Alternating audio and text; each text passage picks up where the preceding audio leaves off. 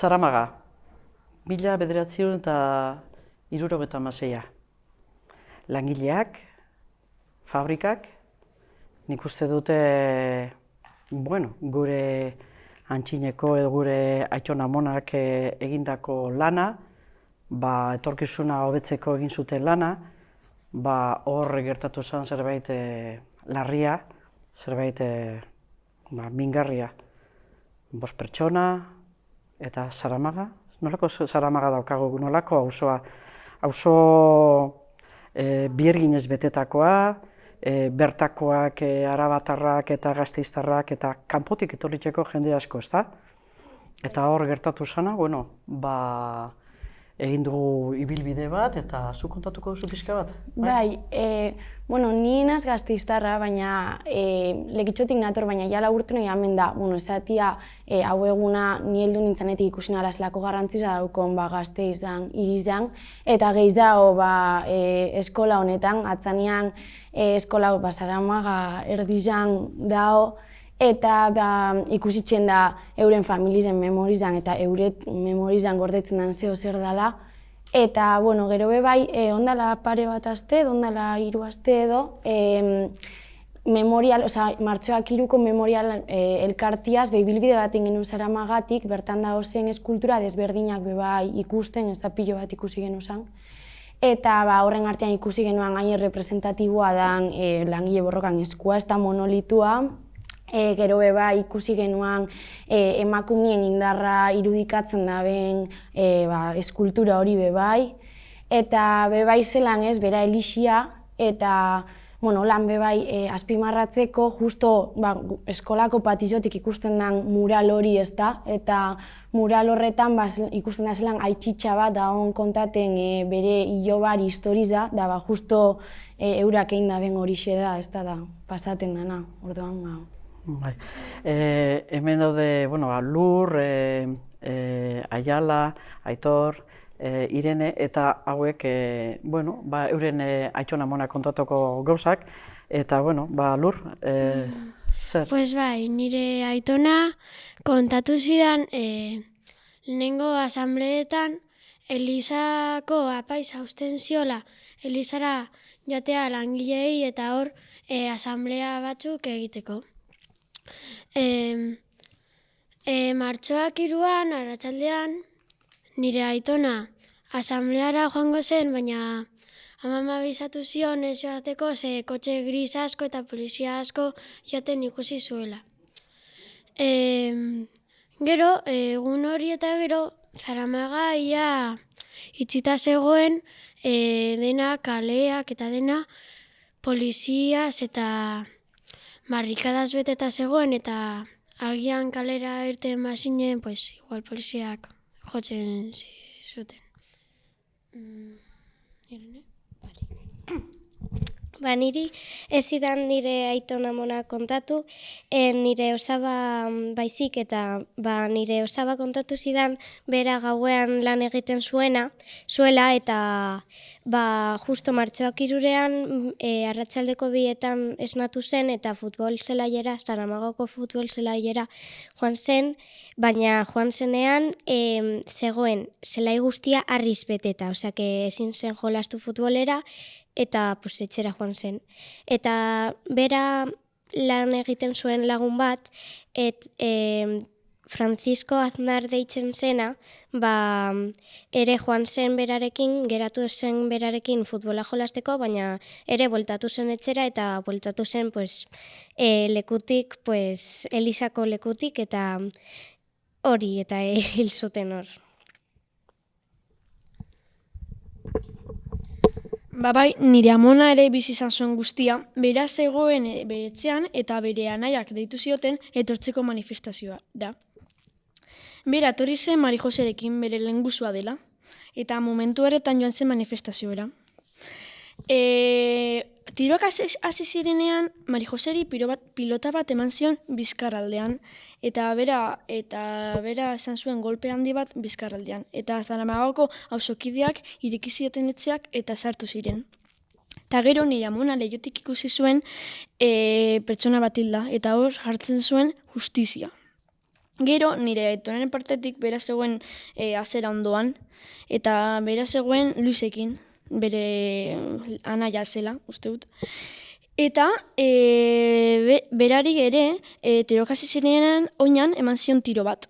Eta eta niri aitona eta bera joan ziren azkar ospitalera zaintzeko bere oina. Eta gero nire beste partetik nire amona zegoen etxean, nire aitarekin. Zen nola bera zeukan, nire aita zeukan urte bat, nire amona ez zuen nahi etortzea manifestazioera. Horregatik geratu zen etxean. Eta gero bere atarian bi mutil hasi ziren borrokatzen, eta hori eta gero bukatu zuen guztia odolez beteta. Eta gero nire aitonaren partetik beste aitona, bera zegoen lan egiten, eta ordu batetara ailegatu zen, eta oraindik ez zen ailegatu etxera, eta gero, minutu bat eta gero esan zion joateko etxera, eta hori uste dut. Ez da, ez dit esan. Bai, nire aitona ere bai bizi zuen hori, zela nire aitona geratu zen bere lagun batekin, Elizara joateko, eta Elizara ailegatu zirenean jende pila bat zeuden, eta minutu batzuk pasata gero, hasi zen manifestazioa. Eta batean grisak etorri ziren, eta gazes lakrimogenoak botatzen ari ziren, eta nire aitona egurrezko makil batekin leiho borobil bat apurtu zuen bera ihes egiteko, eta nire aitonaren laguna ez dakit nondik atera zen, baina pistoletazo bat eman zioten belaunean, eta tornikete bat egin zuen, eta gero joan ziren nire amonaren etxera, baina hori baino lehen nire amonaz leihotik asomatu egin zen, eta gris bat zegoen. Orduan grisak esan zion nire amonari, señora, métete para casa porque si no vamos a empezar a disparar. Eta hori izan da guztia. Eta zugitziar non zeuden? Bueno, ni 16 urte nituen, 16 urte neukan eta negoen kolegio batean. Kolegio batean negoen interna. Da, klaro, hor barruan egon da, barnean, zara gehiagi enteratzen. Ez dakizu ze gertatzen dan kalean, eta ez dakiz zer.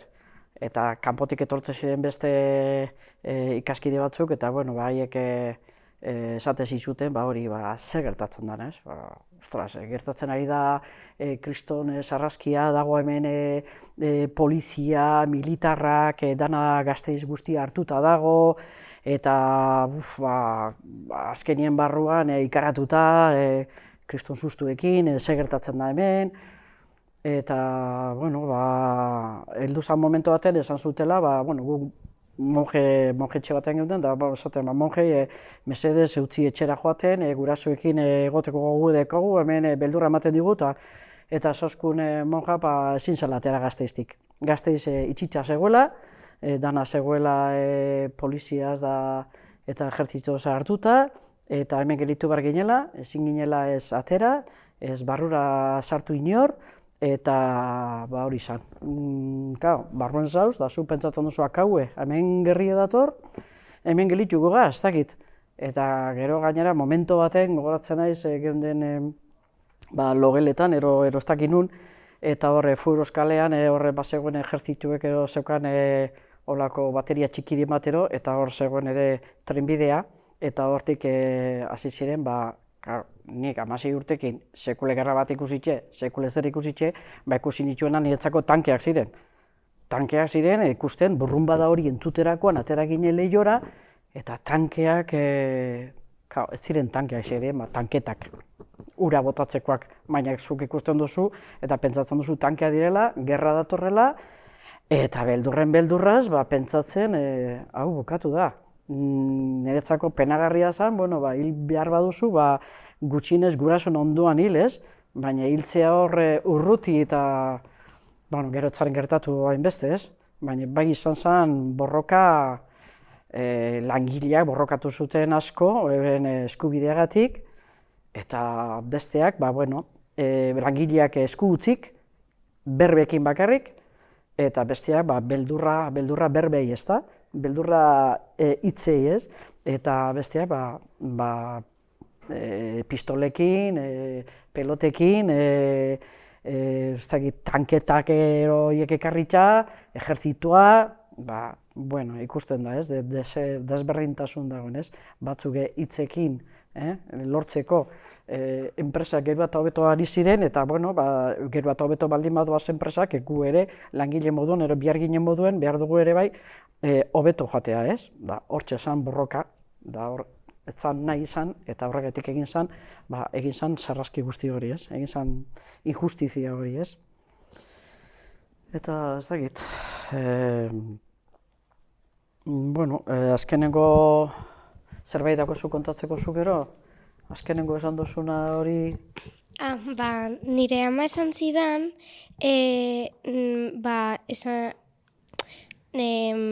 neska bat esan ziola, bera, nola obispo batek grabatu zuen guztia, apaisa grabatu zuen egun horietako guztia, eta egun batean, hori bera atera zen, poltsa ezer gabe manifestatzeko, eta joan zen apaisa eta esan zion, joan etxera, esan zion, bete a casa, que me están siguiendo, toma esto, eta eman zion grabaketa. Eta orduan, joan zen etxera, baina ezin zen joan korrika, joan zen oso harrituta. Eta ailegatu zen etxera, ikusi zuen bideo hori, eta hori, dago hor gordeta. Da, nik kontatu zidan, nik lagun batzu nitxuni baino 10 urte gehiago zituztenak, eta horiek ibili ziren hor lanean eta horretan, da batek, bata Santori eta bestea zan Marisol, da Marisolek esan zidan, berak bere aitxe eta bere osaba betxean bizi ziren, eta horrek atera ziren kalera, borrokatzen egoten ziren egunero asambleetan eta egunero manifan, da horrela. Eta orduen momentu baten atera zan kalera, eta atorre zan bere lagun batzuk esanez, Marisol, zure osaba hil dute, da bere pentsatu zuen, bere etxeko osaba hil egin zutela, gero gauean ez zan agertzen, ez aitza, ez osaba, danak zeuden eskutatuta etxeetan, hor ireki zuten portaletan da horrela, eta gero etorri zirenean ikusi zuten, bere osaba etzala, zala bere lagun bat, lagun harreman oso ona zeukana, eta euren artean tipo, grazioso moduan, esaten zuen, osaba, eta beste, loba, da, osaba hori izan, hil zutenak hor martxoak 3ko plazan, zan Pedro Mari Martínez Ocio. Hori izan bere laguna, eta hil zutela, gero enteratu zen, da, hori oso penagarria izan zen, ez? Eta... Irene, galdera bat, eta oraindikan grabaketa hori dago edo ja... Ez dakit, baina igual eman diote egiteko pelikula eta hori, igual daukate hor grabaketa gordeta eta ez dakit, daukate gordeta nire ustez. Gogoratzen duzu ikusi genuen azkeneko filma, dokumentaltxo bat ikusi genuen Elizan, ezta? Bai. Bukatu genuen ibilbidea hor, eta hor agertzen zan, eta hor agertzen diren imaginak, suposatzen da... Igual izan ziren. Agertuko dela jendeak grabatutakoak, eta ere bai profesionalak grabatutakoak, ezta? Hori zuten Elizako jendea. Uste dut. Esan zuena, bera, hori zuten Elizako guztiak. Margotu zutena Elizan, uste dut, esan zuena, bideoa izuela bera. Bi neska eta mutil bat, uste dut. Eta ere bai, bideo hori niri asko gustatu zaidana izan da bideoa, eta ere bai, nik denbora makina atzeruntz bidaiatzea horrela ikusteko zer gertatu zen lehenengo pertsonatik.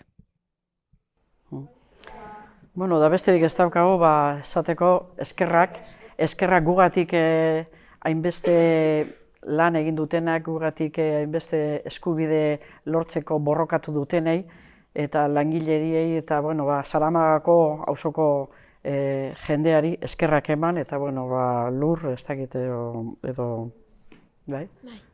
Eskerrik asko Aitona. Eskerrik asko Saba. Eskerrik asko jaia eta abuela. Eskerrik asko abuela Maitia, eta eskerrik asko zuei guei inbitatzea martxoak 3ko gauza batzuk kontatzeko. Eskerrik asko.